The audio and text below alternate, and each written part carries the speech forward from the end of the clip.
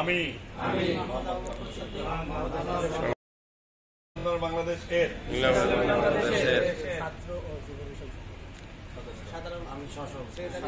সদস্য নিযুক্ত হয়ে আল্লাহ তাআলাকে সাক্ষী রেখে ওয়াদা করছি যে আমি আল্লাহ তাআলার সন্তুষ্টির উদ্দেশ্যে আন্দোলনের সম্প্রসারণ মজবুতি অর্জন ও মূল লক্ষ্য হাসিলের সর্বাত্মক প্রচেষ্টা চালাবো।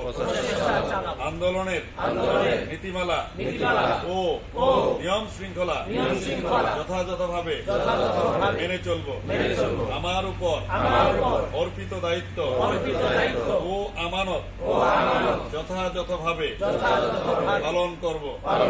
আল্লাহ তাআলা আমাকে এ ওয়াদা পালন করার তৌফিক দিন। আমিন আমিন আমিন।